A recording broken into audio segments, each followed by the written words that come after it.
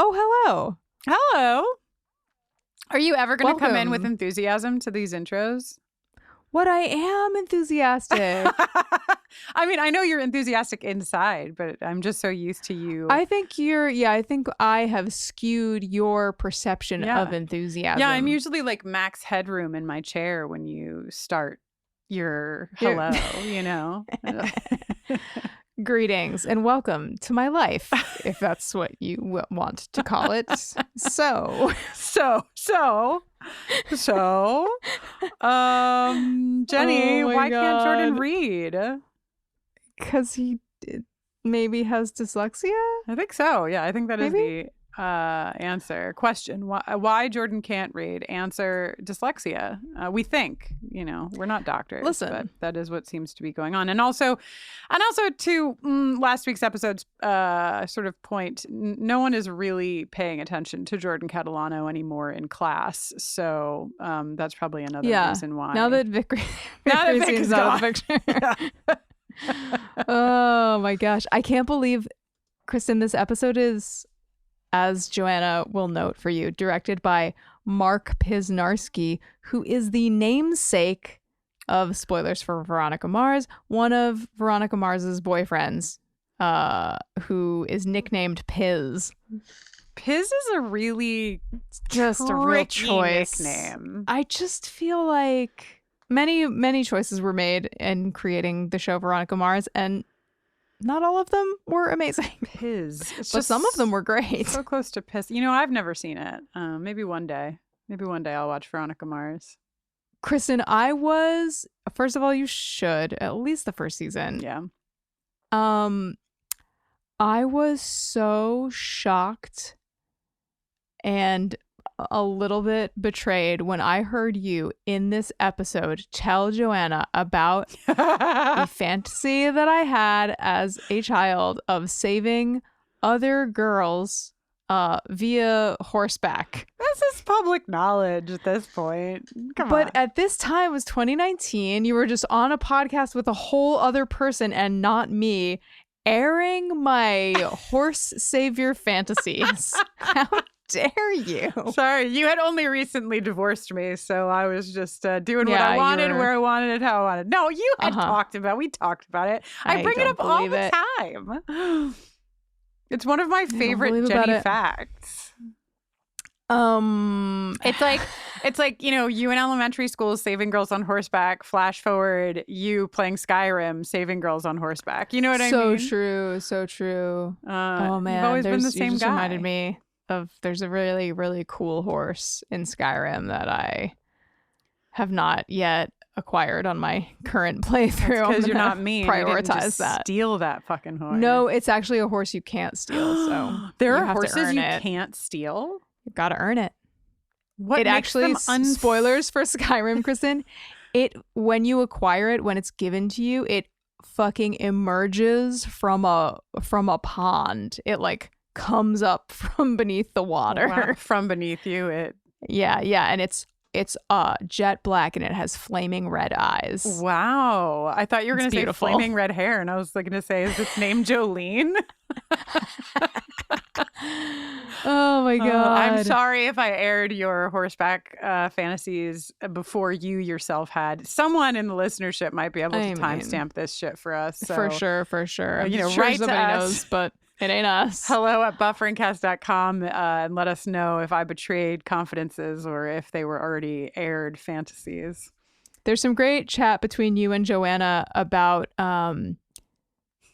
the shit you got up to in order to create a reason to talk to your crush, be it Power Rangers I was going to say homework. I must tell the Power Rangers story. That's the farthest I've ever gone. And I couldn't think of a particular parallel for me, but it did. But listening to Joanna in particular talk about like her embarrassment at thinking back on that behavior, it reminded me of many things that I've done and felt ashamed of in perpetuity. But in particular, it really reminded me of just the other day. I was like, let me guess that you're talking to the librarian. No. Okay. I was really hoping it was the librarian again. Wait, what did I say to the librarian? You told the librarian to watch, oh my God, the Parker Posey film that we just watched. Oh, yes. And yes. And then you were panicked because Parker Posey is briefly Parker topless. Posey's boobs are in it. Right. Yeah. Okay. No. This was like another parent. I was like dropping Aldrich off and at a place where children go. Sure. Okay, great. And I was chatting with another parent who I like, have only known who they are for, a few weeks. We're like having exchanging pleasantries. I'm like trying to be cool, and then we were like parting ways, to walk towards our respective cars. And I thought that she was saying goodbye to me, and we were just far enough away that I could, I was just like having a little bit of a hard time hearing her. And so I started saying like, have a nice, and then she like finished her sentence, which was not at all about saying goodbye to me. And then I said weekend, and then I was like, oh no. But it was already in motion, so I kept walking. And then I was like, why didn't I just ask what because and the reason that I didn't ask what she said is because I didn't want to be a bother, which is like so deeply twisted because we were already talking to each other. This is relatable. Yeah. So that was something that I thought about every minute of that day. Every 30 to 60 seconds, I was just like, Jenny, come on. Did you go back? Did you ever go back to this? Like, have you reconciled? I didn't, because we have talked like many times since, but there's just been like a bunch of drama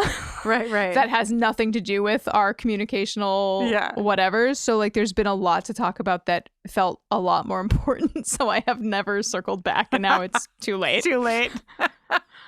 That's good. What else? Did I talk in the episode about listening to music so I could talk to you? I didn't. No. Because that's another, who knows what I was talking about. You were like, what does she like? Music. Yeah.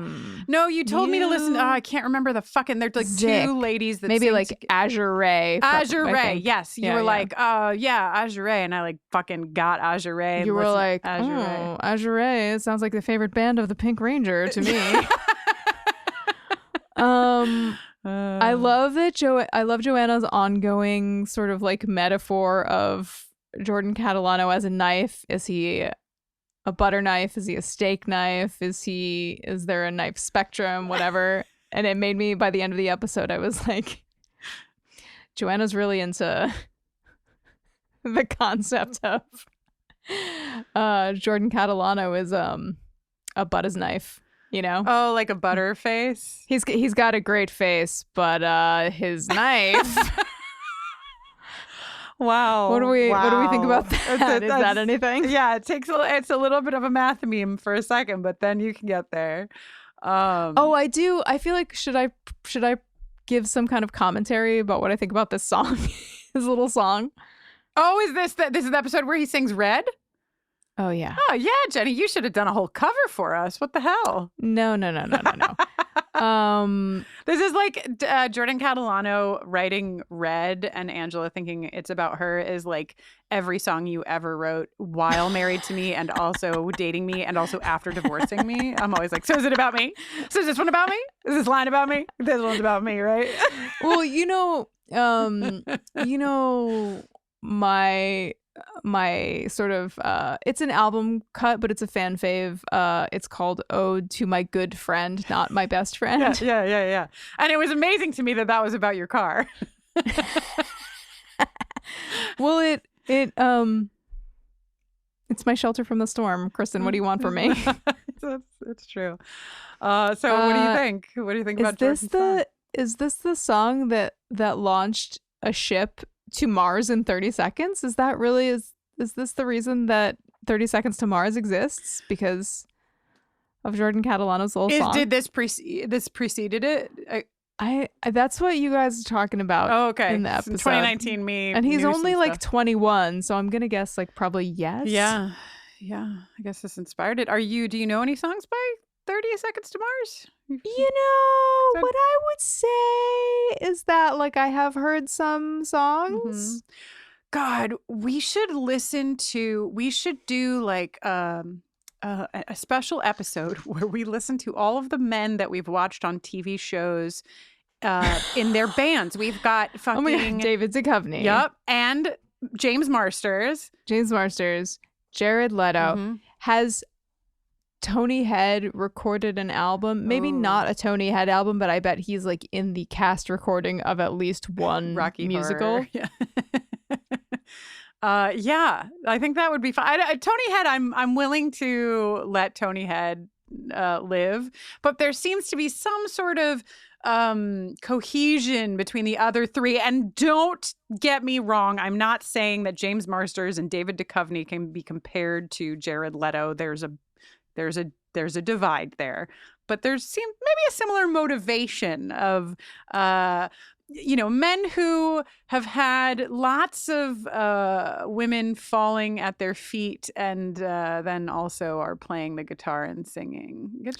I always assume when somebody is an incredibly successful actor and then also records music, my assumption is always that like music was what they wanted to do. Like music was their first love or passion, and then something happened with acting, and then they were like, holy shit, this is happening. And they were like, well, now I have made some money and I have gained some notoriety, so it would actually ease the wheels, ease the gears? Transition, grease the wheels. Just like it would just help. Yes. You've already got a built-in fan base, so and you have name recognition, so it's easier to find a label to work with, to like all of those things. Which is it's very common. That just made me think of, what's her name, Emily Kinney, and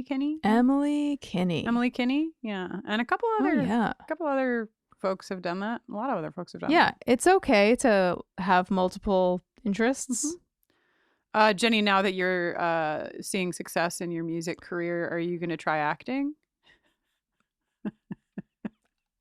Kristin, was that always your dream deep down? The amount of I think the amount of times that I'm watching a TV show and think to myself, I'm so happy that I'm not an actor.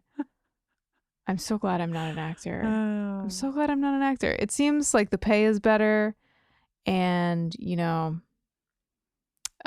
a little starrier of a path, but it's not for me. Yeah, that's fair. Okay, so what do you think of Red?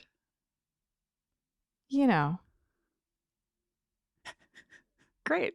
Whatever I expected from Jordan Catalano, it definitely came in above the bar. Okay. All right. That's saying something. I like that for Jordan. I mean, do you think that you would put your own songwriting in high school alongside? I mean, I know you're too. I think it's simply, it's best not to think of it. It's best not to even try to recall what I was getting up to in high school. Once I tried to, we were in Jenny's parents' basement going through stuff, and I spied with my little eye a copy of a CD that was not Batten the Hatches, and in fact was earlier than that. And Jenny almost snapped my arm off of my body, and I would do it again. I was not permitted to ever listen to that album. So I just want to go ahead and say, yikes. Hey, you got to start somewhere. I'm over here happy to read my high school poetry to anyone who wants to hear it at any time. So, He's desperate for ears. Yeah. Oh my God. All right. Well, I suppose we should get into the episode. I think that would be wise, Kristin, because this episode is, I think, around an hour and 20 minutes, and we just recorded like a 23-minute intro. Perfect. So great. Okay, let us go now. Go. I was going nowhere fast, drowning in my memories.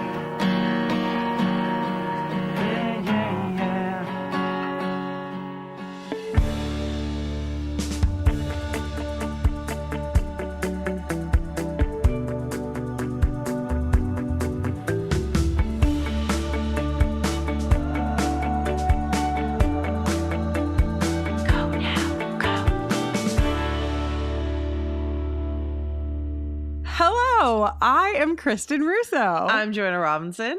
And this is the 7th episode of The Boiler Room, a podcast where we are discussing every episode of My So-Called Life, one at a time, spoiler-free. This is the episode where we discuss why Jordan can't read. Directed by Mark Pisnarski, written by Liberty Godshall, and it debuted on October 6th, 1994. Those names were like all full of things that seemed hard to pronounce, but you like, I felt like you did a good job, but I was like, how are they spelled? Well, this is my first fun fact of the episode. Are you ready for it? Ooh, I'm ready. When I saw the name Mark Pisnarski flash across the screen, I was like, wait a minute.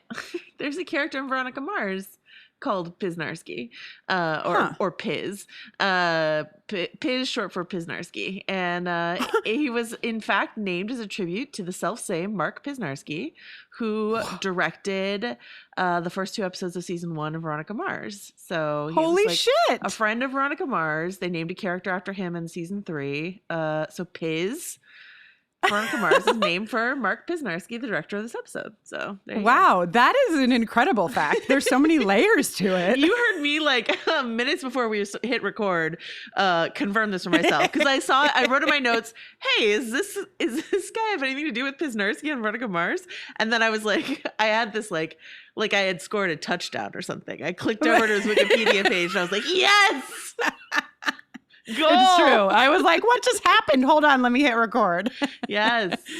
Wow, that's very cool. Yeah. So the title of the episode is Why Jordan Can't Read. I will say on Jordan's behalf that Jordan himself says he can read, just not that good. But also, we don't learn why Jordan can't read. It's true. In this episode. And also, it's like a very like special episode of the week episode title. Like, why can't Jordan read should maybe be right. Yo, where's that question mark? Flip those words around. So when I watch a show, I think probably when any of us watch a show to then record a podcast about it, you watch it differently. And there were things that I didn't ever pick up about this episode. Like, I know this episode, I know what it's about. I know that, Angela starts to really fall for Jordan in it. But I never connected, this is a pretty basic connection to make, but I never connected the opening monologue of like really underlining for us what kind of love Angela wants to have, that she wants to save somebody. Like, that's her fantasy. Oh, dear.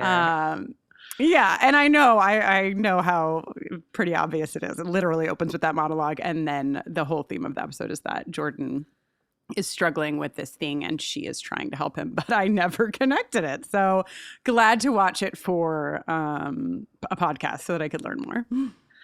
I mean, this is the reason why a lot of men pursue certain women. So I guess maybe it's like feminist, but this is also a very, I'm not to gender everything, but this also seems like a very feminine thing to be like, oh, I can save him. And Jordan is just like, he's such a perfect character for this. When you go, so-and-so like doesn't like to talk to anyone or doesn't like to do this, except he's different with me, you know what I mean? And that's very much where Angela is in this episode. And it's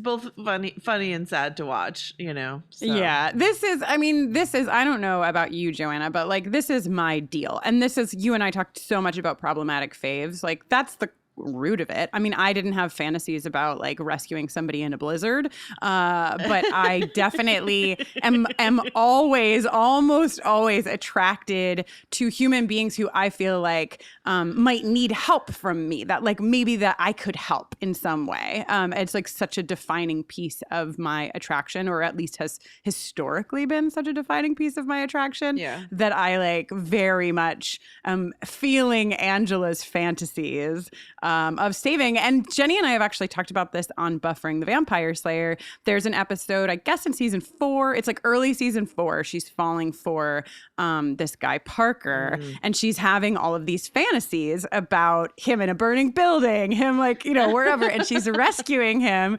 And in that episode, Jenny and I talked about it, and Jenny talked about the fact that like she would have fantasies as like a little kid of like saving, you know, like little girls on horseback. Like it is a thing that I think gets into our psyche, maybe from fairy tales, maybe from, I don't know, but it is gendered, first of all, even if it's like, I mean, Jenny and I are both queer, but there's gender there for sure. Yeah. And I think it's something that probably a lot of us have in us in some way or another. We want to be saved, or we want to save somebody else, or maybe both. I don't know if I have like any personal association with that. I think I have a personal association with like, he's different with me. That's something I have a personal association with, but not I'm gonna rescue someone on horseback. I really wish I had dreams like that. That's awesome. I know, me too. So after Angela's monologue about her fantasies of rescuing somebody, we go to the next bedroom over, Patty and Graham, and Patty is like, I think that perhaps I am pregnant? Yeah. Also, there's a great moment where she's like, do I seem fat? And Graham just like looks bewildered, and she goes, shut up. Graham's just like, no, not this. Yeah, anything don't but do this. Yeah. Please, not this. Is your best use of flannel in this scene? No, it's not, as a matter of fact, but it's coming right up. Yeah, it's not mine either, but it's a runner up for me, which is Patty's. I don't know if we've seen it before, but Patty's just like shoulder to floor, drenched in flannel. If I have the time this week that this episode goes up, I would like to do a post that is every flannel that Angela wears, because I lost track of how many there are. Like every scene, she's got to have at least 6 outfits in this episode. And every scene except for one, she's in a different flannel. So coming up actually is the first one. I mean, the first one on Angela in the field trip scene, which is like a scene that if you say, hey, what scenes do you remember about my so-called life? This field trip is like a scene that's emblazoned on my mind. Them like walking around, this monologue that we get from Angela. Field trips are so intense. It's like everybody's been let out of their cages or something. And we're all roaming around, loose. Stay with the group. And of course, where she has brought, why, Angela, why have you brought this note out of your home? That is not a wise move. I'm feeling very anxious about it. Like as soon as she brings it out of her person, I'm like, no, don't do that. Yeah, it's so many pages. There is a very iconic set piece in this episode, but it is not for me, the museum. We will get to it. Actually, there's a couple. I don't know. You and I keep saying this, like every time we watch an episode, we're like, oh my God, this episode's so iconic. And that's just true of the whole series. Does everyone write to us at boilerroomcast@gmail.com, please, and let us know if you're like, this is enough. There's 2 iconic episodes and these are them. Or if everyone who is watching this feels like every scene and episode and monologue is iconic.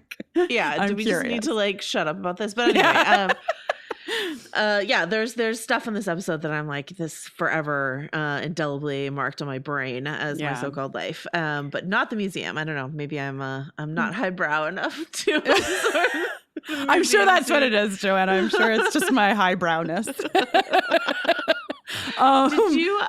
Did you do a lot of museum trips for school? Not a lot. I remember one in particular. Until I was 12, I lived on Long Island, and so a lot of our field trips were in Manhattan. You know, we would come into the city to go to the Bronx Zoo, and the Natural Museum of History is a trip that I remember very vividly. I was probably in like 4th or 5th grade. So I remembered that museum trip, and then in high school, I do think that we went to a couple of museums. I grew up upstate, so I don't even know what museums they were, but I remember going to a couple. Not a ton, though. But I do remember field trips. Like, field trips did have this incredible energy about them. Even like, especially, I remember in high school going into Manhattan, actually, from upstate New York to see a couple of like Broadway shows as field trips. And that was just like, I remember going to bed the night before and like having to wake up. You know, we would have to wake up really early to get the bus. I'm sure we went to like the 2:00 matinees on Wednesdays, right? That would make sense. So we would have to like leave really early. And there was a sense of, there was like an energy about it that felt like we had been let out of our cages, you know? We were like out in the wild. And the teacher in this scene is hysterical because I imagine that this is how probably teachers feel when they're in charge of many young people out in the open in the world. Like, you know, you don't have control, but you're trying to maintain some semblance of it. Yeah, she's just like trotting around trying to be like, something that I love about these museum scenes are the way in which it's shot in terms of not the students looking at the art, but the students looking at each other, sort of as if they were art. You know what I mean? Yeah. Okay. So who's highbrow now? But like, you know, you've got close up of Brian looking at Angela, Angela's looking at Jordan's looking back at Angela, or you've got like you know, Ricky kind of like soaking in Sharon and Kyle in that way that we've already seen him do, which is like, this is a world that I'm excluded from kind of thing, or like scoping out Rayanne who's doing her thing. So yeah, they're all kind of like looking at each other. Of the teens that we know here in this museum, who would you tag yourself as on a field trip? Who am I on the field trip? I'm probably Angela. I've probably brought a long note to give to my best friend, and I'm gazing at a boy who looks very feminine. probably me on every turn. Yeah. And you're like, why do his long eyelashes and floppy hair really do it for me? Yeah. I need to know. Yeah, I'm some like hybrid of Rayanne and Angela where I'm gazing at Jordan and I'm like, why have I always felt numb making out with these other people? But oh my God, we'll get there. I don't want to get too ahead of myself. Who are you, Joanna? I think I'm like Brian taking notes. To be really honest with you. You're like, she said to stay with the group, Kristin. Yeah. Definitely. The rules are. No, I didn't care about rules, but I would be like, oh my God, this art. Well, I don't know. Ricky, I want to lay this interpretation on what Ricky is doing, which is like maybe Brian is processing things intellectually and Ricky is processing the art emotionally. Ooh.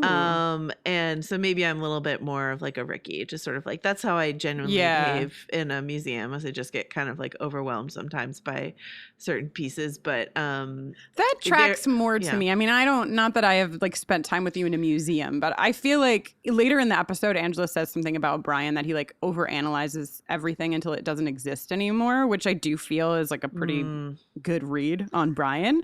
And I feel like what I do know of you, Joanna, that is not how you seem to like take in things and take in, you know, art and creative things. I feel like the Ricky is. She does 4 podcasts a week about film and TV. So you know Brian Krakow would have a podcast. Oh my God. Brian Krakow probably was the inventor of the podcast. Oh God. So I have I know that we're all collectively on like Rayanne watch. I think that this is a really big episode for that. And I went on a journey with Rayanne that started with this moment in the museum when Angela is giving her the note, because it is such an intimate thing. And I don't know. And Joanna, I can pick your brain about this, but I know as a queer woman, one of the like foundational pieces of like my beginnings of queerness as a kid in like middle school, beginning of high school, was expressed through the sharing of diaries. Like this, it was a really intimate thing. And I actually, Tegan and Sarah just released their book, High School. It's so fucking good. If you are listening and thinking about reading the book, you should read it. It's phenomenal. And one of the things that like I identified with so much in the book was that there's a chapter where Tegan is talking about her shared journal with her best friend. And I'm like, this is the gayest shit ever. And so there's like something in the intimacy of Angela giving it to Rayanne and Rayanne's treasuring of it that I just was like, okay, Rayanne loves her so much, and is it just as a friend? She behaves in ways that during the episode, and I'll talk about them when we get there, that like threw me off the scent, right? But I have thoughts, but just this is like the starting point for me. So, Joanna, did you have like girlfriends where you would share diaries? Is that a thing that like you did as a straight girl? No. Okay. I'm so not this is important science. No. I don't know that I'm like the best like straight girl specimen for you. Because like I was incredibly shy and interior and distrustful of people. Sure. So like I'm not sure, maybe other straight girls did that and maybe they want to email us about their shared journals. But no, I don't think I had like close female friends that I trusted in that way. No. Yeah, and that's the thing is that, and that's why I'm curious to hear from you if you're listening. I have a feeling I'm going to get just a ton of emails from the queer listeners being like, I did it too. But I'm curious to hear from you if you're not queer, because it was less that I trusted the people that I was sharing it with and more that I didn't identify yet, and this actually will underline some of how I feel about Rayanne. I didn't identify yet that what I wanted was also physical. I just wanted a closeness. And the only way that I could figure out at that point in my like growing up journey to find that closeness was to be like, this is my secret and I want to show you that secret. Not even that I trust you with it, but it's just like somehow going to like connect us to each other and give me this intimacy that I crave that I don't know how else to express or understand, you know? Yeah. And to like help you understand sort of like, is this correct? Is this just me? Yes. Or is this a shared sort of emotion to have as a young woman? Sort of Totally. Yeah. Which I think is one of the, like sometimes when I'm feeling like my crankiest, oldest or whatever, I'll rail against the existence of the internet and the way in which it's tearing down the fabric of society. But on the other hand, the internet is a way for young men and women around the world to constantly share their journals with each other, right? Yeah, 100%. In every kind of way. They are like the generation below us and below us are constantly, recording, documenting their lives and sharing them with each other in a way where you can be like, some of it's detrimental because some of it is fantastical, and so if you mistake that as real, if you mistake a filtered Instagram photo as real, then you're like, oh no, my hair's never that glossy, like what the hell? Right. But I think there is also like, I hope a constant decreasing in shame because people are sharing their experiences and being like, you are not alone in your identity confusion or whatever it may be. You have a community. This is a fine thing to feel right now in your life, sort of thing. Yeah, totally. So, Joanna, since you have taken us from diary to internet, I want to share with our listeners a clip from this 1994. It's Katie Couric, Bryant Gumbel. Yeah. And is that someone right? else. Someone else. It does look like Bryant Gumbel to me and someone else. And they're talking about the internet. And I just want to like... If you are of our age, of my age and Joanna's age, you have some memory of where we were in 1994, where Angela and Rayanne were in 1994 when it comes to like writing in a diary versus the internet, right? So just like listen for a second of where we all were in 1994 when it came to trying to understand the internet. Oh, that's that little mark with the A and then the ring around it. At? See, that's what I said. Katie said she thought it was about. Yeah. Oh. But I'd never heard it. I'd never heard it said. I'd always seen the mark, but never heard it said. And then it sounded stupid when I said it. Violence at NBC. I heard be around big fight up in the lunchroom the other week. There it is. Violence at NBC. GE.com. I mean, well, Allison should know. What is internet anyway? Internet is that massive computer network, the one that's becoming really big now. What do you mean? That's big. How does one? What do you write to it like mail? No, a lot of people use it and communicate. I guess they can communicate with NBC writers and producers. Allison, can you explain what internet is? So, Wow. If you're a person younger than us and you aren't familiar with that video, I feel like maybe your brain just exploded because it's pretty intense. I mean, I lived through that and I was like, what are they talking about? I know, because it's like Katie Couric being like around. It's like it seems like 1,000 years ago. Also, nice job, Bri, because there's this like one moment where he's like, so-and-so can't explain things to us in under like 10 minutes, God. Something like that. I was like, okay, Brian Gumble. Yeah. It's great stuff. Back to the museum. Before we get to Jordan, I just want to note that we also see in the like montage of them at the museum that you were talking about, Joanna, we see Rayanne drinking out of a flask. And I don't think that we've really seen too much of that from Rayanne up until this point. Like during the day, in school, drinking alcohol. So I just feel like it's important to note, like, Rayanne is drunk on the field trip, or at least moving at towards least drunk. buzzed. Yeah, at least buzzed. All right, here he comes, humming his fucking song.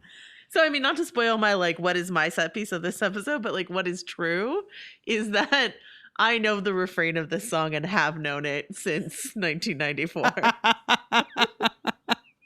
Oh God, it's such a She's my shelter from the storm. Like I can sing those two lines for you. Maybe not the whole thing that he sings for her, but the refrain that plays again later, like that I know. And because like when he started playing, I was like, I think I still know this song. And then he was like playing the beginning of it. I was like, maybe I don't. And then he gets the refrain. I was like, oh, I do. You were singing along. I do, yeah. I was like, I think it's this. And I was like, it is that. Anyway. Yeah, Jordan is song. I mean, here's something that I like is like, you know, you have these moments leading up to this episode where you're like, how much is all of this in Angela's head? Angela has those moments too. How much is all of this in my head? And how much is Jordan Catalano possibly a little bit interested in me in this way? And we have that question too. And so there are times when Angela does things that really embarrass me in this episode. And then there are times when like Jordan is genuinely like, yeah, maybe she's definitely looking for more meaning than exists in what Jordan is saying to her. But he does, like, he comes up to her, he opens this with her, he's like sort of broaching the subject of this song in a way that's like, ask me about my music writing career. Yeah. You know what I mean? Like he's doing it. So he's intrigued by Angela. There's no doubt about it. Like she's not reading that wrong. It's just that I think, I don't know. I think that he is intrigued, hard stop, and she is ready to be like, we are boyfriend and girlfriend, and there's like that's where the disconnect is. Right. Like what is intrigued for him mean versus intrigued for her? Intrigued for her is like, cool, let's go see an Italian film together. Let's go see The Bicycle Thief. I had to look it up. Have you seen The Bicycle Thief? I mean, it seems like another classic thing that like most people maybe are familiar with that I was not. I saw it in this, I took this Italian film class in college and I watched it in there and I remember watching it being like, oh, this is the movie that Angela thought Jordan might want to go to. Because I was like, I mean, once again, not to hop too far ahead, but I think Brian's right when he's like, what the fuck, The Bicycle Thief? Partially, yeah, he's pissed because he's fucking jealous, but I can't imagine. Yeah, and I mean, like, he doesn't need to call Jordan stupid. Like, that's not actually going to get him where he needs and wants to go with Angela. Right. But is he correct in that she's being silly and thinking that the date that is correct to go on with Jordan Catalano is a trip to The Bicycle Thief? Yeah, Angela, that's silly. Not great. Actually, you just brought up a really nice connection in my mind by saying like, okay, Brian is jealous of Jordan, but he doesn't need to call Jordan stupid to like communicate his message or like his feelings about Jordan or what have you, because that is exactly what we see done correctly in a scene with Sharon about Rayanne, which now I've taken us totally off the rails, but I believe in us that we're going to be able to talk about all the things we want to, even out of order. But can we talk about this scene with Sharon? The other day at the museum, I heard she had sex with one of the guards. Oh, get over it. What? Well, face it. If a guy did that on a field trip, you and your friends would give him a medal. Hey, I'm just making conversation. Besides, I thought you hated her. I do. I mean, of course I do. I just think there's a lot of great reasons to hate her without dragging in her sex life.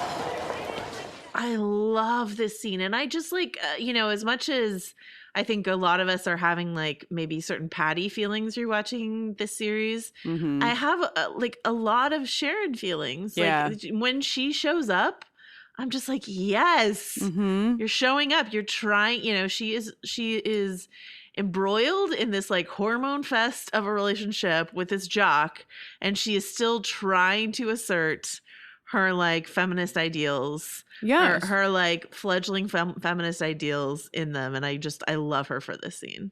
And I mean, like, Sharon could go harder on this, right? But I like this, like trying to keep her relationship with Kyle, which ultimately, like, Sharon is way too good for Kyle, but trying to keep her relationship with Kyle intact while also asserting herself is like a very interesting and compelling thing to watch. And I think this I find myself, this is such a weird comparison to make, but are you ready? Here we go. I'm ready.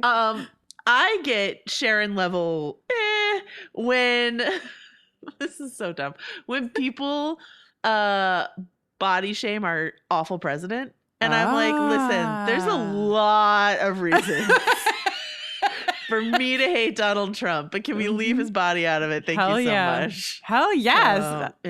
Yes, that's an amazing, and also, man, the list is long. We have so much just an endless list of things. So much. It's lazy and like offensive to pick on that. When I'm like, he's a villain. There's so much we can talk about. Let's do that. Truly a cartoon villain. Okay, so the field trip, I mean, we've hit, I think, most of the things that are important at the field trip, except for two. Well, I guess three. We've talked about a little bit the fact that Jordan is basically like, yo, do you want to come watch my band rehearse? Which is pretty fucking massive. And Angela responds accordingly. Two, that we find out that Jordan drinks coffee black with 3 to 4 sugars. Very important for later. And 3, that of course, Rayanne was given this letter to Jordan that was never actually meant for Jordan. She is flirting with the security guard. She left it. She lost it. And she tells Angela, and Angela's like, are you fucking kidding me? Yeah, I have a lot of sympathy for Rayanne generally. Obviously, like, she's a character that I care about. I find her very vulnerable. At the same time, I think we do need to have occasional bad friend watch with Rayanne. Yeah. And this is a bad friend watch moment for her to leave something that, of Angela's that is so vulnerable for Angela out in the open.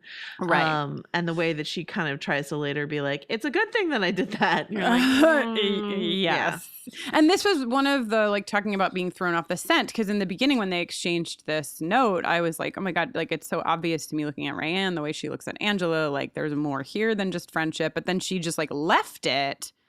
So I was like, well, then, so what's going on with her? But I think the theory I have about Rayanne is that she is trying to figure out why she is, like she talks about later in the episode, not feeling feelings for all of these men that she's making out with and sleeping with. And is the answer that she's queer?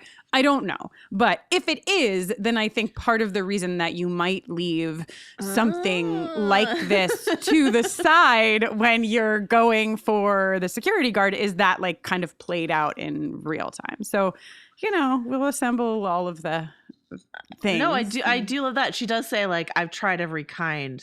And you're like, of guy. Yes. I've tried every kind is a line I wrote down and underlined twice. So Brian is back in his number 3 shirt. The outfits on this show are repeated on every character many times. Rayanne, I believe, is in the same like Western dress that last week she wore over her plaid bra. And I think that that's just a really cool choice. I've never seen it anywhere else on television. Yeah, and I think I said this in an earlier episode, but like what's cool is that the costume designer basically gave them all a closet, as in like a literal closet. So and fucking rad. With like pieces to pull from. Yeah, exactly. It just makes it look so, you're like, oh, Angela's back in that skirt again. Or, right. You know, Ricky's wearing that shirt again or whatever it is. And that's like, it's great. It's really great. Jordan likes his stripes. It's fine. Yeah. Jordan fucking loves stripes. I feel you, man. I went through a stripe phase too. It was very important in the 90s. There, you know what I always think of when I think about this is when did the Buffy Vampire Slayer pilot premiere? Like what month or what? 96? No, 96. Yeah. So we're only like 2 years off of that. There is a character, I think it's Jessie, right, in the premiere, who has this like blue ribbed Gap sweater with like a thin white stripe across the chest. I had that exact same sweater.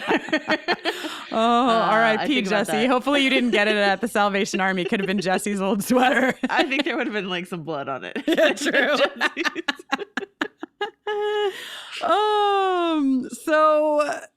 Fucking Angela, you said you have moments in the episode where you like cringe and moments where you're like happy about Angela. This is like, for me, this is a cringe moment big time for Angela, where Jordan has the note and he gives it back to Angela and she's like, I mean, I used your name because I had this other boyfriend this one time and also he died. He's dead. Like she just... So unfolds. Here's where I cheated, because I have watched this episode very recently and I was rewatching it yesterday, and I definitely hit the skip forward 10 seconds button 3 times while she was talking right there, because I was like, I can't watch it again. Right? It's too embarrassing. It's a train wreck. I'm too embarrassed. I can't watch it again. Yeah. So, and it gets really heated between them because Jordan's like, I didn't read it, and she's like, I don't. And this is what I love about Angela is if I were like heart eye emoji for a dude at this age and he was like, I didn't read it, I'd be like, okay. And she's like, bullshit, you didn't read it. I'm like, damn. And he's like, I read some of it. And somehow she puts together. I don't like this scene. Yeah, if I'm being honest with you, like it's so clumsy. Yeah, and her conclusion is so unearned.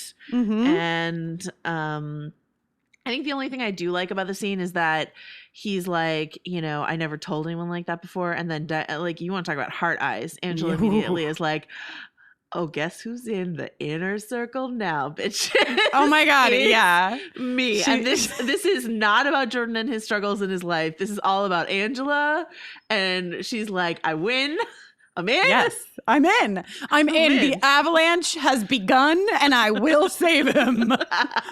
Like that is totally right. But I agree with you. There's no way that I can see that she would have gone from he'd read parts of the note to he can't read. They could have helped us out a little if she had like overheard some of the substitute conversations last week or something, but she doesn't have any of that information. So yeah, I'm with you.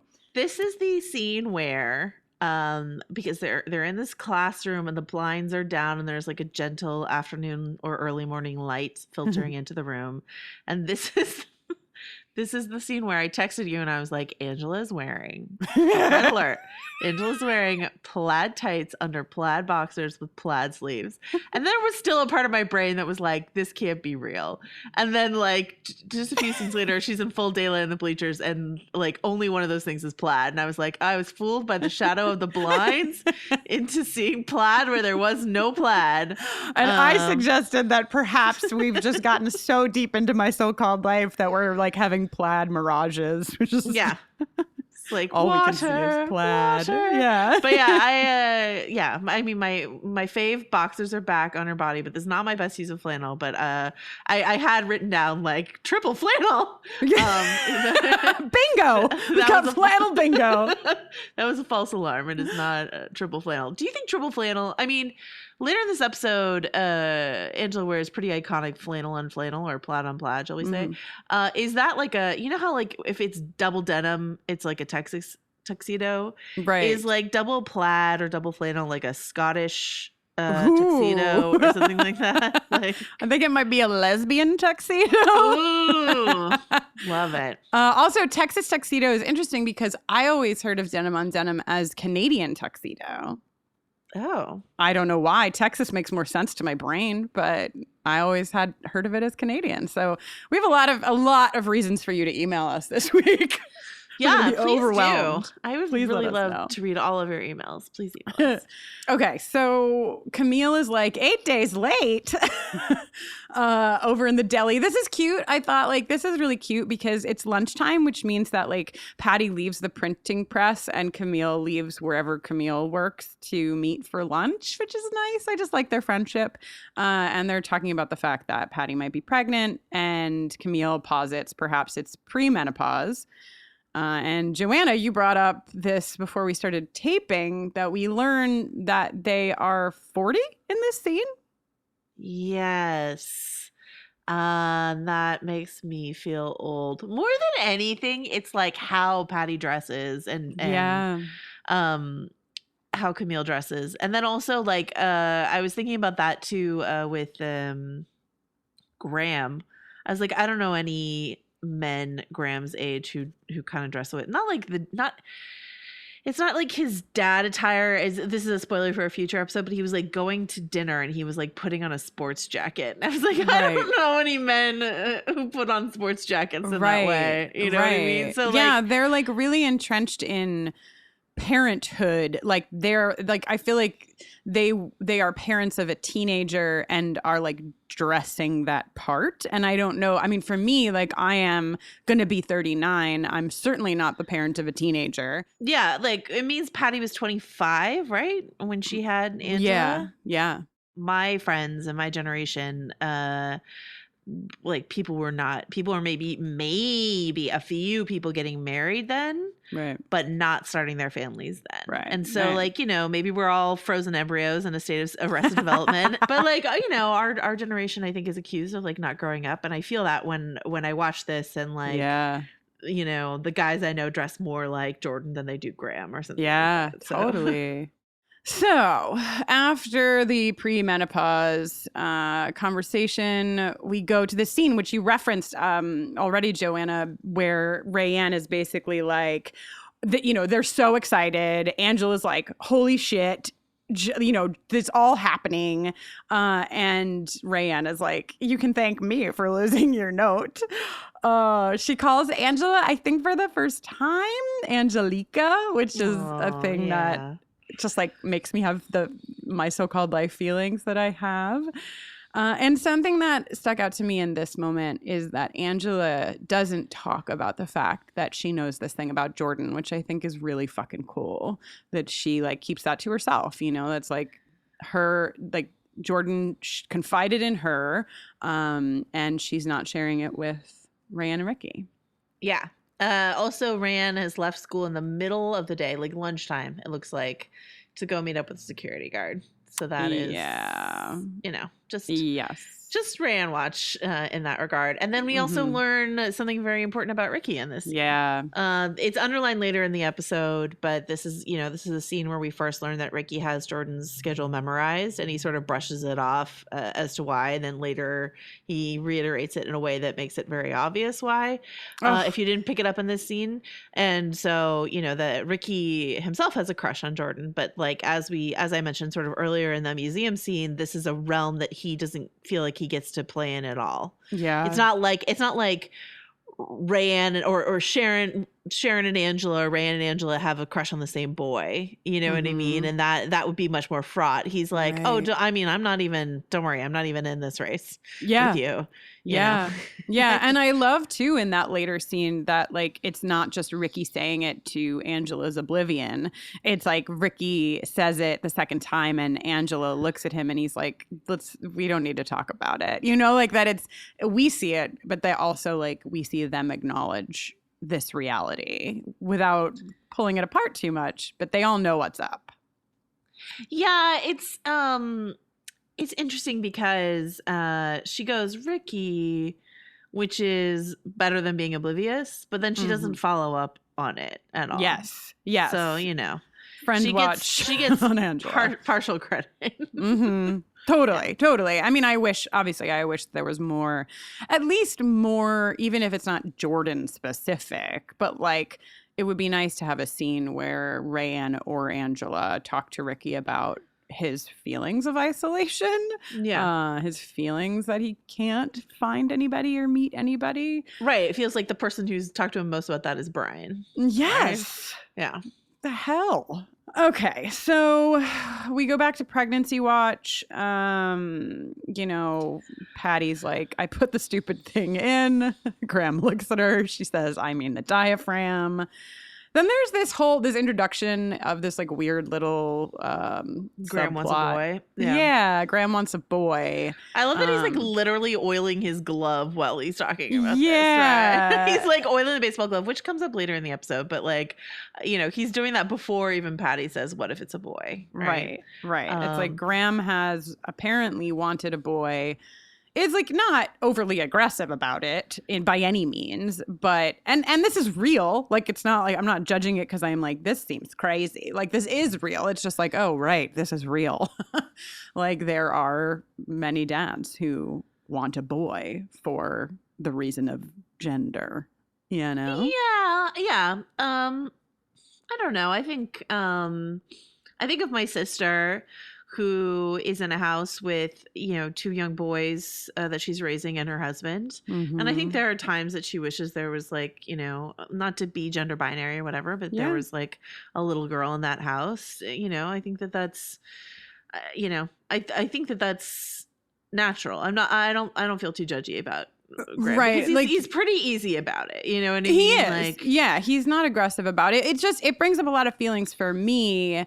Based on like the work that I do think that it's, I think most of us have feelings, especially when we think about possibly having children of like, I know, like if I had a little girl, I feel like I would know more what to do than I would with a little boy. And I like, that's where I think the feeling comes from for so many of us. I just think that then past that, a lot gets confused. Like, so what do I mean when I say I know what to do with the little girl and what, so my feelings, I think, come from this place where, I work in a space where gender is not something that at birth, right? That like the gender of that baby is what we put on that baby. So not to go too far, but like that's where I'm like, whoa, right, boys and girls and like gender reveal part. It goes so far past that place of us just saying like, I think that like I am a girl, and so maybe I would feel like I would know more. I kind of feel like maybe it's more like I might have a better shot at understanding this kid. Yeah. If they present with, totally. The similar identity, gender identity. And then if they don't, then you're like, okay. With Graham, I think what's also interesting is like what we've talked about a lot about Graham's journey this season is like how his little girls are becoming, or one of his little girls is becoming a young woman. And like that he's so much more comfortable with the little girl arena than he is with the young woman arena, the like sexualized young woman thing. And so like and I think maybe, if we're talking about stereotypical gender binary, it's easier for a dad to ignore that his kids aren't like young women when they're younger. You could just be like, I can play catch with them or whatever. You know what I mean? This is all very like narrow focused stereotypical shit, but I'm following you. Yeah. So this episode is brought to you by Progressive Insurance. Do you ever think about switching insurance companies just to see if you could save some cash? Well, Progressive makes it easy. Just drop in some details about yourself and see if you're eligible to save money when you bundle your home and auto policies. The process only takes minutes, and it could mean hundreds more in your pocket. Visit Progressive.com after this episode to see if you could save. Progressive Casualty Insurance Company and Affiliates. Potential savings will vary. Not available in all states. The holidays are approaching, and everyone knows that this time of year, the sooner you can get things done, the better. For both shoppers and businesses, the best time to score great deals during the holidays is during that Black Friday, Cyber Monday weekend. And if you have your own business, whether you've been around the block a few times or this is your first year going through the holiday sale rush, the most important thing you can have is a platform that can handle everything that's about to be thrown at you. This is a crucial time for your business and your customers. And with Shopify, you can be sure that your tools and platform are ready for anything that comes your way. Shopify is the commerce platform behind millions of businesses around the world and 10% of all e-commerce in the US, from household names to entrepreneurs who will be participating in their first Black Friday, Cyber Monday this year.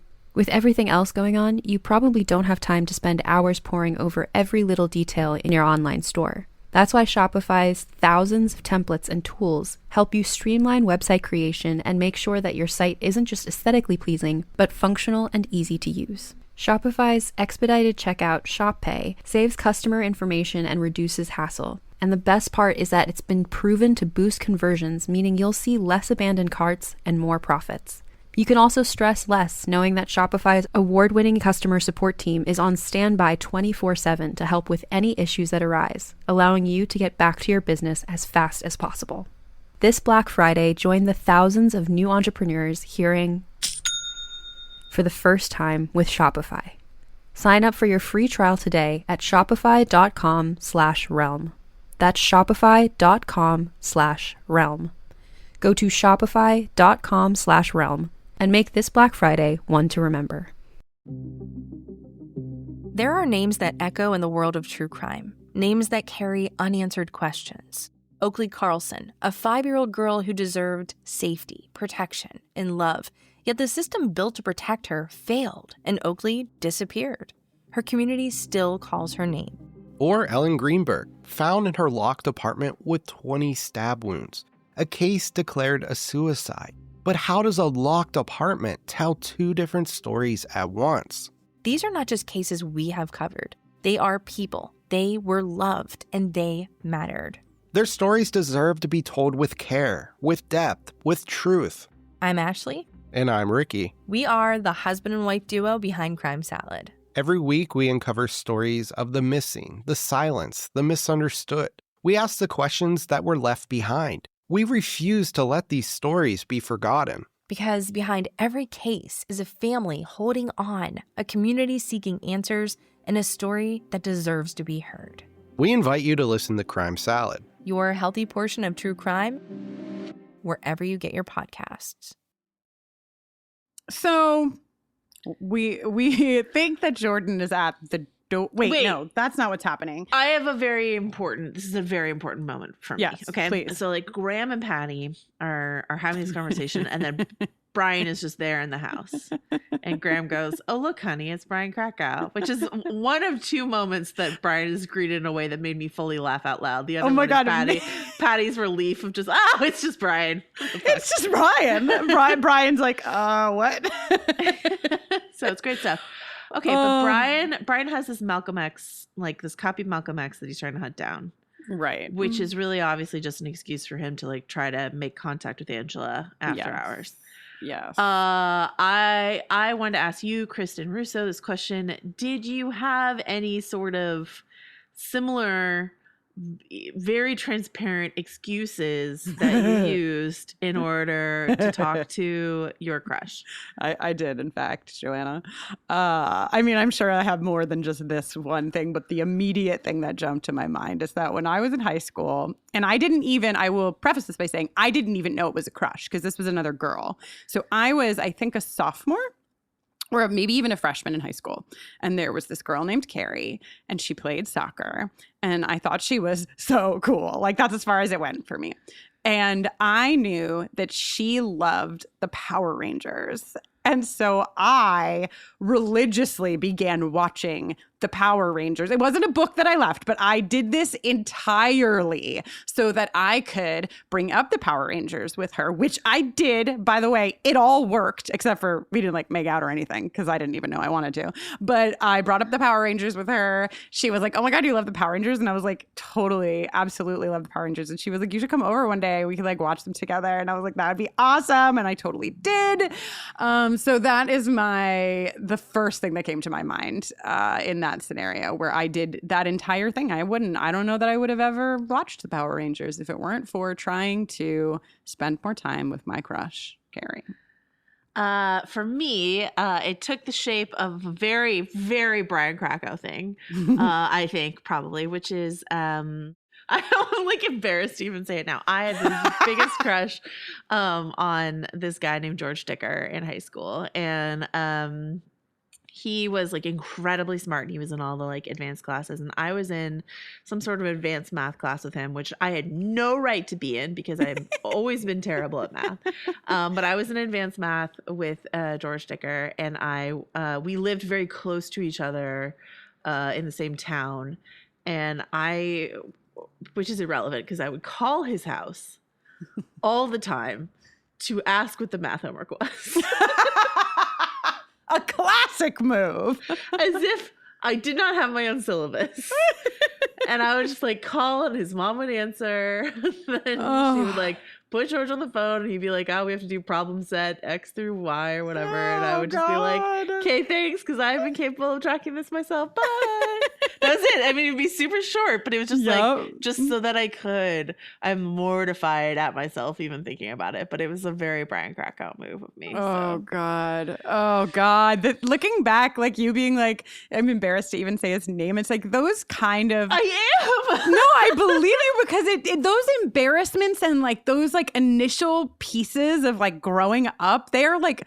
I don't know if you're a scientist and you understand where we store them in our bodies. Please let us know because they just go so deep. Like it's like a shame center. I feel like a burning in my veins, even like talking about this. Anyway, he's a very I'm sure he's like an extremely nice person. I'm sure he's having a lovely life. I don't like sit here and like pine for George Dicker, but like it was serious for me in high school, and like I know that everyone knew. Because it wasn't like subtle, right?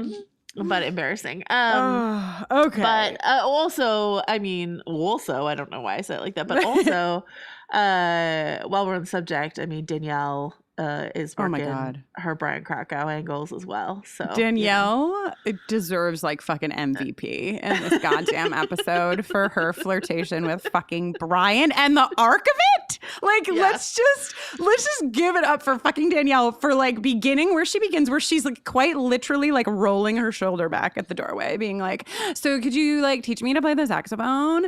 And then like clocks the fact that Brian is only coming over for her older sister, so that by the end, Brian's like, so do you want me to teach you saxophone? She's like, no. Like, fuck yeah, Danielle. Oh God, she's so fucking funny. Okay, and Graham's like, not the other one. Yes. So Jordan has invited Angela to watch rehearsal. So the three of them, Rayanne, Ricky, and Angela, go to the loft where, you know, if you're watching this for the first time, maybe you started to notice that we sure do hear a lot about Tino, but we sure haven't seen him. He's just never showing up. Not yet. Not yet. Running late, that Tino. Yeah. And Rayanne is fucking bored out of her mind. She's annoyed because no one's paying attention to her. Or perhaps not enough alcohol, or, you know, maybe she's uncomfortable in a setting that they have arrived at where the entire purpose is for Angela to pine after someone who's not her. I'm just saying. But she and Ricky leave, but not before. She's my shelter from the storm. Yes. She's my shelter from the storm. She's a place to rest my head. Late at night she keeps me safe and warm. I call her Red.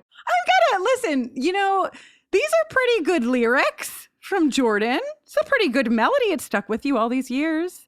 So in the steak knife drawer, I'd like to just pop this one over there. You know, it's a good, song. This is a real Knife Spectrum episode.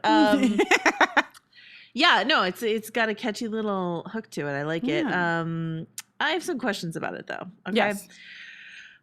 Knowing, as we do now, that this is, spoiler alert, about his car, not about Angela. So rough. It's so rough. So funny. So I mean, that's a clever thing, like, because I call her Red. That's a good misdirection, but also this whole, like, you know, she keeps me safe, like a place to lay my head. She keeps me safe and warm. That sounds like a lover. Right. If it's literally his car, I mean, but that's when it's literally about his car. That puts us back in butter knife territory, right? Because you're like, oh, yeah.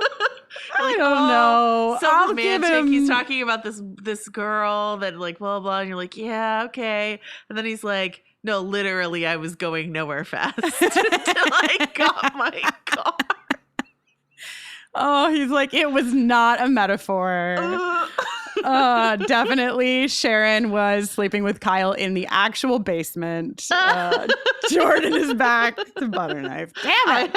I have named my car Red. The color of it. I don't know. I'm still giving him a couple of points for the song. A couple of points. I think, you know, it's got a good melody. Got to give him points for melody.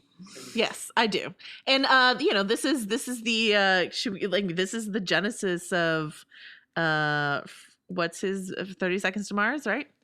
Right? God, yes, right. This is where Jared Leto's music career all begins. Oh God, if only we could rewind it back. If I could turn back time.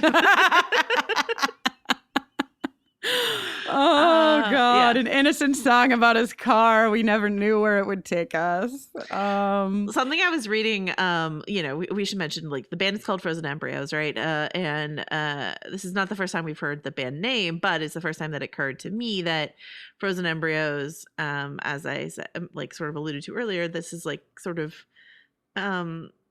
you know, a state of rest development. Like, right. we are babies frozen in time. You know what I mean? It's Jordan and his pals.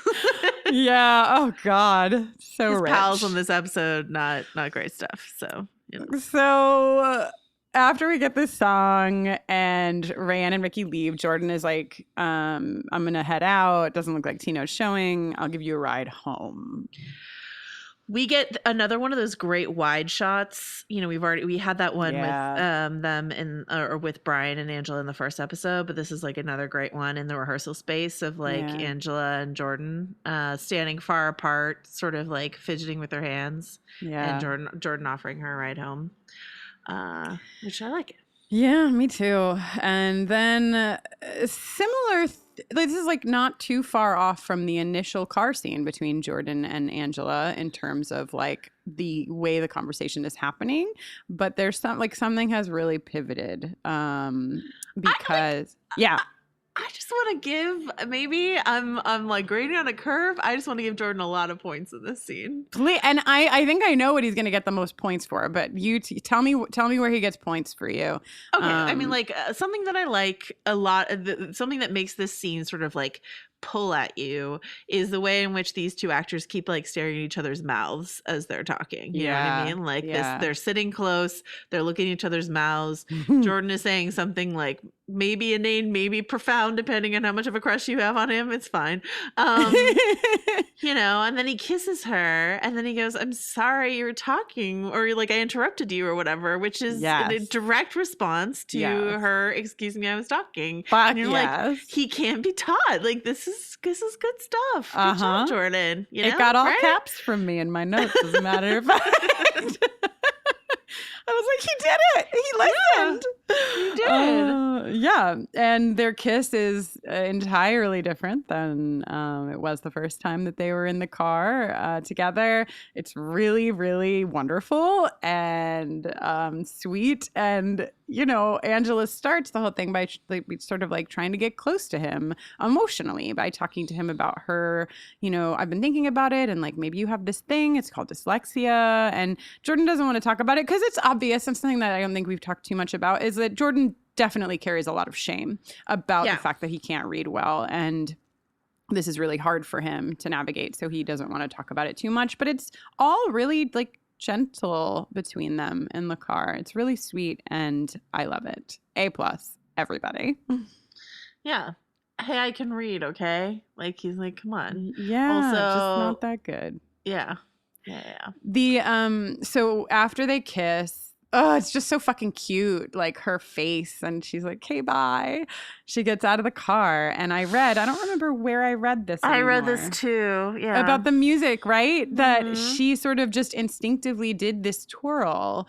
And then they had the score done to match her twirl, and ultimately decided to kind of go with this, like, what do you call it? Like a music box, like a ballerina music box kind of a feel. But yeah, this was totally like improvised. And then the score was set to match it. So it's really a powerful moment. Yeah. So like Claire frickin' Danes, baby Claire Danes is like, you know what Angela would do right here? A little ballet number. And like something that I didn't notice until I was watching some episodes last night is that she's got a poster on her wall that literally just says ballet. It's wow. It's like a yellow poster with red font on it that says ballet. So like, young Angela took ballet. I believe it. Yeah. So yeah, and that Claire Danes did, absolutely. Yeah. And so yeah, she does this little dance, and it is so sweet and just so like to be alive and a teen and in love and have your crush kiss you and like all that sort of stuff. So. It is. That's exactly it, Joanna. Is that like it embodies the way that you can feel truly only at this point in your life. And what I mean is like that first time you are like falling for someone, and it's that's why I love the show so much, is I just think that it puts that in a little bottle for us to kind of go back and revisit. Yeah.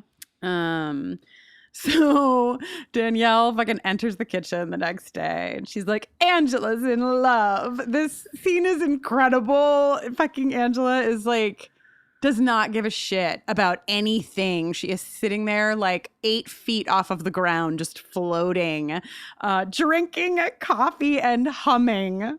Danielle is like, she's like, I can go on dates, right? Out of the gates. And Patty, this is also an incredible Patty and Graham moment, I think, where Patty's like, yeah, but we have ground rules. Graham's like, we do? Patty's like, yep. And she just... rattles them up, comes up with them. Yes. And Graham, something I love that, like, the focus of the scene is obviously like Angela and like whatever, but something that I love is that Graham is so impressed by Patty. He literally is like, wow, like falling for his wife all over again in this moment where he's like, how did you do that? Yeah. Yeah. Angela explains she takes her coffee black with 3 to 4 sugars, bringing it back to that scene in the museum. And one of my favorite themes of this season, this series, is, which I keep mentioning, which is like Angela trying on different sort of personalities, right? Yeah. And so here she is like trying on a little bit of Jordan. She's like, I drink coffee with 3 to 4 sugars. And later, Brian accuses her of looking like she's going to a costume party. So yeah, I just like, I'm on Angela adopting other people's looks and mannerisms watch constantly. So totally. Yeah. So we learn that we all learn together, Angela included, and even Patty and Graham, that Jordan is going to have to come over and meet them in order. And this is a rule that my parents actually had too, which is why I never dated anyone. Like, those are my choices. I will remain single / lie to you forever, because fuck that. Yeah. I never wanted to bring anybody to meet my parents. Did you fast forward through this scene too, Joanna, where Angela is telling Jordan that that he has to come over and meet her parents? No, but it was hard to it's watch. Hard, right? I love the little rapid cut montage of her being like, hi. And then Jordan's little sidekicks or whatever you want to call them, bandmates, I guess, just sort of like standing there, and like that's such a good device of like Jordan is there's a tether on Jordan pulling him away from Angela. Yeah, you know what I mean. And Jared Leto, I think, plays the physicality of that so well. If he's like sort of leaving and staying and like embarrassed, like he's intrigued by her, but she's not necessarily the type that maybe his friends would like enthusiastically support him dating. So, he's sort of like a little embarrassed to be doing this in front of them. It's a really a lot of things are going on. Yeah. This very brief scene. Yeah. Beavis and Butthead are waiting for you, man. You know? Yeah. Or Bill and Ted. They're actually maybe more Bill and Ted than they are Beavis and Butthead. So Jordan agrees to go. And then we go to the Chase household, where I think we're going to get the second Brian interaction that made you laugh, Joanna. Oh, it's just Brian Krakow. Poor Brian. What a great delivery from Bess Armstrong. Yeah. I hope she fully improvised that. I hope it seemed like she did, right? I hope the script is just like, oh, it's Brian Krakow, but she's like, I'm gonna hysterically laugh. I'm gonna nervously hysterically laugh because like she's so nervous to meet. Like I think she tells Graham, she's like, I get the strong sense that this kid is like really attractive. Yeah. Like Patty herself is like making sure she looks nice. Mm-hmm. So like she's got her own nerves about meeting this like very handsome boy who wants to date her daughter, or so she thinks, and all this other stuff. And then it's only Brian. Brian has come over to ask Angela what the math homework assignment is, and Danielle is doing her thing. Angela, has put on a lot of makeup and curled her hair. Wears like a crocheted dress. She has put the flannel away for this occasion. This is not a flannel occasion. I had confused this scene in my head because I remember Brian comes over, gives her shit for the bicycle thief and stuff like that. And I thought this was like date night. Like Angela's dressed up for date night. To go on a date. Yeah. But no, she's just dressed up for like meet my parents night. It's so painful. It's so painful. Like I cannot think of many more moments in a teenage life that could elicit more humiliation than telling your parents that you're dating this person and that they are going to come over and meet them, getting dressed up and then having to sit there for who knows how long while they don't show up. And it's so painful when she's like, I guess I'm just going to like go to bed. Oh, it kills me. She goes up and she literally like gets in the fetal position on the floor of her bedroom. And I'm like there with her. I just want to like curl around her body and be like, it's going to be okay. It's going to be all right.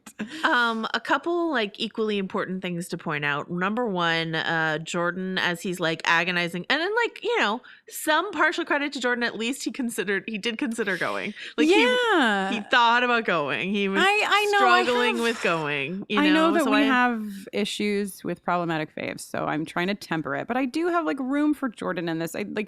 You do see him and he does like want to do it, but he's overwhelmed and he feels, I think, like also really self-conscious, which fucking I would feel too if I had to go meet somebody's parents. Like it is a lot. Right. And we talk about like we've talked a little bit about the sort of permeability of class in My So-Called Life, right? And like we know that Jordan like has the kind of flannel that is threadbare or whatever, you know, so like presumably he belongs to the same, you know, sort of strata as Ricky and Rayanne, which is like they don't live in these really like a nice craftsman in a nice neighborhood and stuff like that. So 100%. Like going over to Angela's house and meeting her parents and, you know, am I smart enough? Am I like good enough for your daughter sort of thing? I don't feel like I belong. Jordan is wearing a deep V in this scene where he's agonizing. So I just want to say that like Jared Leto is an objectively like good looking human being, but this is like one of my favorite situations for him. You like a good deep V? He looks really good when he's agonizing. Everyone's is it the deep V or is it that he's agonizing? It's both. And then I think it's important to this argument that Brian has with Angela. Yeah. And like some things we learn is that like the two of them went to go see the bicycle thief and had like a whole conversation about it. And Brian was like, this is what I think the bicycle thief is about. So it's not like he has completely invented his connection to Angela. You know what I mean? It's like they have this thing in common and like feels like somewhat recently. I mean, I don't know how long the bicycle thief has been playing at this theater, but it feels like somewhat recently, you know? So like, I think that's interesting. And I think the shot of them like arguing and yelling at each other, then stopping and sort of like staring at each other and then just walking past each other. Yes. Is really powerful. Yeah. And I just think that there are, like we can have room for Jordan. I think we can have room for Brian, and room to wonder if maybe Brian and Angela are a better match. Mm-hmm. You know what I mean? And like something that Winnie Holtzman has said is that like Jordan is the fantasy and Brian is a reality that's too much like confrontation for Angela at this point in her life. Like to Brian Krakow would be to do something that's a little too real, too dialed into reality, and someone who is still trying to figure out who she is. She's not ready to settle into, a Brian girlfriend role at this point in her life. Wait, has your best use of flannel already happened? Oh yes, it has. We have just come to mind. Do you want to? I would love nothing more than to go there right now. My jaw is on the floor. That flannel is divine. It's so fucking special. The best use of flannel of this episode. So, Joanna, I had to deliberate because Angela wore so many flannels. But I felt a lot of feelings about the first flannel she wears in the museum. It's a red, very oversized flannel. And it made me feel a lot of feelings. I think it's not the first time she's worn it. It's not the last time she'll wear it. But I would like to award it Best Use of Flannel for when she wears it in the museum. That's so interesting that neither of us, like I really almost picked the plaid on plaid that she wears to go see Jordan, because like she's wearing this like sleeveless plaid shirt that I really like because it's not at all form fitting, and it's just like I just love that like this is what Angela wore to go see Jordan play. It's like this outfit, my fave skirt that she has paired with this flannel shirt. But that is not my best use of flannel. I've decided to award my best use of flannel to Angela's room in this scene that you mentioned where she's like in the fetal position, because her closet is just like exploding into her room, and it's just like flannel shrapnel like strewn about her room. So Angela's closet / room is the best use of flannel, I think. Incredible. Wow. Good job. Nice work. I feel like this is the second episode of our podcast where you have used like war metaphors to talk about the explosions of flannel on this show. Oh, I gotta get a little bit more Catalano with my metaphors, mix it up a little bit more. And then, okay, but we need to then like directly talk about what Angela's wearing in the next scene, which is she's in once again like in a little like sort of lacy,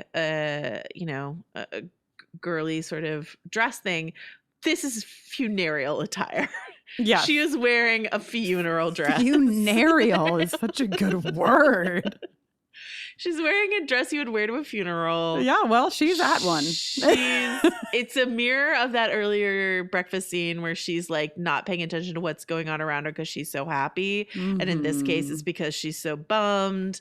She's still drinking the coffee, but then she like just dumps it down the sink because she's just like, what is the point, She's heartbroken. Yeah. She's heartbroken. And we get this voiceover. This life has been a test. If it had been an actual life, you would have received instructions on where to go and what to do.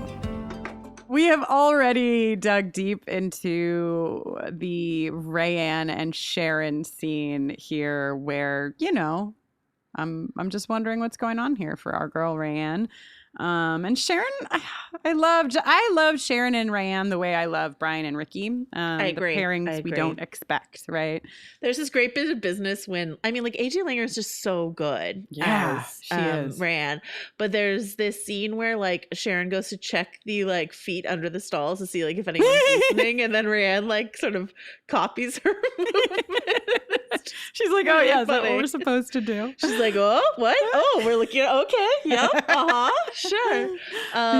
Yeah, I love them. I love these two. So then at the lockers, Angela's like, I never want to see him again because he fucking didn't show up. And we wind up in this incredible, speaking of pairings that I love, this is another pairing that I love where Ricky winds up in a position to explain to Jordan why Angela has walked away. And it's just like a sweet exchange where Ricky's just like, listen, man, like, I think she just like, would have really appreciated if you like called her. And Jordan's like, yeah, I can see how that could have been a thing that I did. Yeah, he's like, fair enough. And you're like, okay, Jordan. Right. Once again, partial credit for this. I will give it to you. He's not like, why is she so pressed? It wasn't even like in stone. Like he could have been really shitty about it. And yeah. It's not as shitty as he might have been. I do want to note that Ricky's the two photos that he has taped up in his locker. One is of Michael Jackson, and one which his military inspired jacket is very Michael Jackson. Yeah, and I believe it is Angela Bassett. I'm pretty sure. Stop. I'm pretty sure it's Angela Bassett. Oh my God, I have to go back. I didn't even look at Ricky's locker. I'm falling apart. I'm not doing my job. How could I not look in somebody's locker? That's amazing. Yeah. Speaking of, really quickly, I just want to say, I forgot to mention this earlier, that Winnie Holtzman said about the song Red, which is, I will never forget the moment where Jordan's like, it's about my car, and Ricky's like, yikes. Oh my God, we all like fucking died in that moment watching it in real time. I'm not even sure Jared really landed that delivery. I think he's like making it too much of a joke. I think he should have thrown it away a bit more, but Wilson Cruz is really landing his reaction, and he's like, yikes. Oh my God, reacting for all of us. I died in this moment. I still die when it happens, but like the first reveal was, I remember it. But Winnie Holtzman said of the song, I've wished in retrospect that I made the lyrics a little different. I think I could have gone much, much darker, which is interesting. So I think we'll put a pin in that. Yeah. For later. So interesting. And then so Patty is not pregnant. The way that she reveals this is very cruel. And you know what I mean? Like, I understand that she's relieved, but they've been having conversations about this possible pregnancy for at least a couple of days. I just can't imagine walking out of a bathroom to my partner who has been waiting to find out if I'm pregnant or not and not saying immediately if I am or not. Like, it just feels cruel. But she's very relieved and realizes that Graham is not just relieved. He's okay. He's going to be fine. But he kind of wanted that son. Yeah. Oh, you wanted a boy. It's like, it's interesting because he's like, did you fit? Like, I don't know. Yeah, Graham's going through the motions and the emotions here. Yeah. Patty has a good mom moment where she brings some ice cream to Angela. Yeah. And then Claire Danes does that TV thing where women don't actually eat ice cream. So they take little sucks from around the spoon, but they're not actually eating. Which, like, I've mentioned, I know I mentioned this. My favorite example is a Buffy example when Cordelia is eating like Charisma Carpenter is eating like 3 crumbs exactly from the corner of a cracker. Yes, I remember it. I truly do. And one of the reasons that they do this is they do so many takes that if you just like take a big old heaping spoonful of ice cream, you're maybe gonna have to do it 20 more times. Which I have no problem with, but maybe Claire Danes does. But like, it looks silly. It looks silly when women don't actually eat in TV. Yeah, and she does it twice. She does it in this scene, and then later when they walk out onto the porch. Yeah. So credit to Bess Armstrong for like just going to town on Nilla wafers and other things in this episode. She's constantly just shoving stuff in her face. So Yeah. So, and this scene, the other part of this scene, because it is a good mom moment. It's a good mom moment for 2 reasons. One is the ice cream, and 2 is that, Patty tells Angela very openly, like, I thought I might have been pregnant. And Angela, in this like classic 14-year-old, 15-year-old like response to like, how could this be possible? Like, mom, she thinks she cannot be cheered up, but she was mistaken because she thinks it's so ludicrous that it's possible that her mom would have maybe had an accidental pregnancy, that she's hysterically laughing on the bed. And it's just like, I mean, whatever. There's more to it than just the laughing, but I just love this scene so much. Plus, they're wearing like a matching light wash mom jeans, basically. Yeah. Like Angela's, and something that maybe we need to. I mentioned it, I think, with Angela reusing her mom's phrase, in my humble opinion, but like looking at all the ways in which Angela and Patty are so similar, and this is one of those moments when like Angela just sort of like collapses like back on the bed, and so all you see are her like jean clad legs, and they look exactly the same as Patty's in that scene, and I think that that's kind of interesting. Yeah. And then we get this final scene, right, which like let's just take a moment to appreciate the like white middle class fantasy that is the their neighborhood, where there is like a street hockey game going on and then a game of catch in the front yard, and the neighbor boy comes over, plays a game of catch with dad, you know, sort of thing. So it's a lot of that's a white yes, that's happening here. The white middle class Pittsburgh right here. Totally. And you know, it winds up with Danielle, as I already talked about, a love, leaves Brian in the dust. And Graham gives Angela the glove. And we end the episode with Brian and Angela sort of playing catch. It's more Angela throwing a ball violently at Brian's head when he brings up Jordan Catalano and saying, we're not talking about him. And you can see how excited Brian is. Like, we're not talking about him. Why? Like, say more. I think it ends in a place where we've seen Angela go from falling in love at the kitchen counter to her funereal attire at the kitchen counter to she's going to be okay. Like, we don't know what's going to happen next, but like she is able to eat some ice cream. She's able to play some catch. She's still able to hate Brian and make fun of him. So like life will probably go on. It will, for just a few more episodes. So we will be back next week talking about Strangers in the House, whatever that might mean. A home invasion. Burglary. Until then, Joanna, what do you have going on this week? You can find me talking about the great TV show Succession over on the Still Watching podcast. What a great show. What a great season. Please join us for the final 2 episodes. Wow. Or you can hear me talk about Lost. When this episode of Boiler Room Cast goes up, we will be on the finale, season finale. Oh my god. Super-sized episode. We've got guests. We've got just a lot to talk about. Holy shit, I can't believe you finished the first season. We did it. So. That actually, the first season of Lost has a song that I also will always have the refrain in my head. You are everybody. You know? It's another one. From the land of TV. If you're not listening to Joanna Robinson talk about television, you're really fucking missing out. So do it. I am also talking about a television show. You know about it. It's called Buffy the Vampire Slayer. We are 2 episodes into the 5th season. Just launching off of a season that starts in one place and really goes to a whole other place. So you can join me and Jenny Owen Youngs on Wednesdays. And you can learn about the work that I do outside of talking about television at KristinNoline.com. You can find us on Twitter, on Instagram, on Facebook at Boiler Room Cast. And if you have anything to share with us, this episode was full of lots of questions we had for you. You can write to us at boilerroomcast@gmail.com. And now is the time on the podcast where I challenge Kristin to read my mind. I want you to know that when I finish saying what I have to say, like if you could see my physicality, like I get really tense and I like lean forward towards the microphone and I like close my eyes and try to like inhabit your being. So that are you like a runner at the starting line, like crouched and ready for the starting pistol? All right. Oh, okay. Here we go. Go now, go. I didn't even get a word.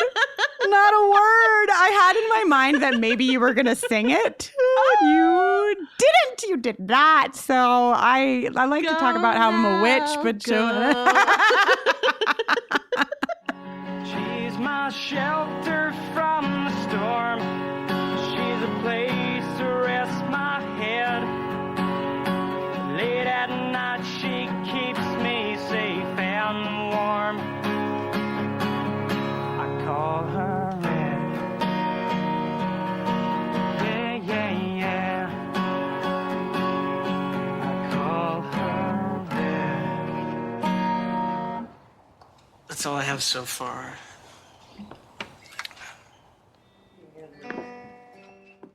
Goodbye, Kyle! Did the sound of those words call to you like Pavlov's dog? Then you might enjoy our podcast, Turtle Time. Every week, you can join me, Riley Hamilton, and my co-host, Amy Scarlatta, as we cover the most pressing Bravo news and dig into the new episodes to answer important questions like, who the hell is Adrian Malouf in this world? Listen to Turtle Time on Apple Podcasts, Spotify, or wherever you get your podcasts. New episodes every Wednesday and Friday. Hey, Michael. Hey, Tom. Okay, so you want to tell him, or you want me to tell him? No. I got this. I want people out there. Yeah. People, lean in. Get close.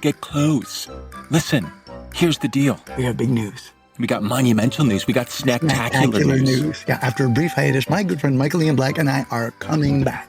My good friend Tom Cavanaugh and I are coming back to do what we do best. What we were put on this earth to do. To pick a snack. To eat a snack. And to rate a snack. Scientifically. Emotionally. Spiritually. Mates is back. Mike and Tom Eat Snacks is back. A podcast for anyone with a mouth. With a mouth. Available wherever you get your podcasts.